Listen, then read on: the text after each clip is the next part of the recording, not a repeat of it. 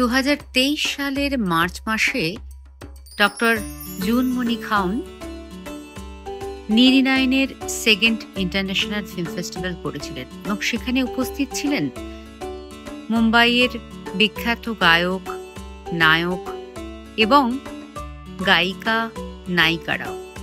তাদের সকলের মাঝে খুব সুন্দরভাবে উপস্থিত হয়েছিল এবং খুব সুন্দরভাবেই এই চলচ্চিত্র উৎসবটি পালিত হয়েছিল।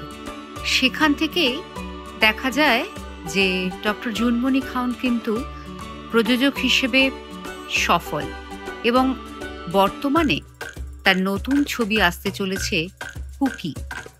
কুকিজ নামটা শুনে নিশ্চয়ই মনে হচ্ছে কোনো কুকিজের কথা। না, কুকিজ নয়, এর গল্পটি সম্পূর্ণ আলাদা। আগামী 28 জুন জাতীয় পর্যায়ে মুক্তি পাবে হিন্দি চলচ্চিত্র ছবি কুকি। ধর্ষণের বলি এক ভুক্তভোগীর স্পর্শকাতর কাহিনী নিয়ে সিনেমাটি নির্মাণ করা হয়েছে।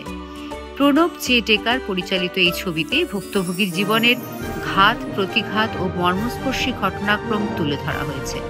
চলচ্চিত্রটি সমগ্র দেশের দর্শকদের সমাদর লাভ করবে বলে আশা করা হচ্ছে।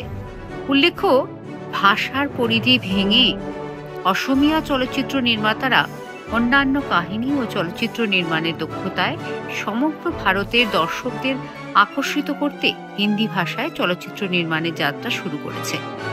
হিন্দি ভাষায় চলচ্চিত্র নির্মাণের এই সিদ্ধান্ত সম্পর্কে প্রতিক্রিয়া ব্যক্ত করে কুকি চলচ্চিত্রের প্রযোজক ডক্টর জুনমণি খাউন বিশাল পরিসরের দর্শকদের মধ্যে চলচ্চিত্রটি নিয়ে যাওয়ার তাৎপর্যের উপর গুরুত্ব আরোপ করেছেন।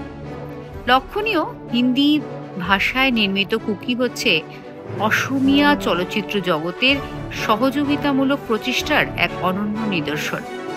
ছবিটির সঙ্গে জড়িত 98% কলাকুশলী অসমের বাসিন্দা।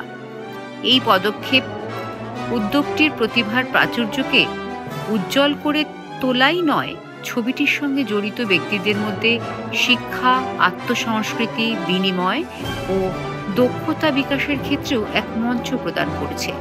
এই চলচ্চিত্রে বহু সুপরিচিত শিল্পী সহ স্থানীয় তথা জাতীয় অভিনেতা, কণ্ঠশিল্পী এবং সঙ্গীতজ্ঞরা কাজ করছেন।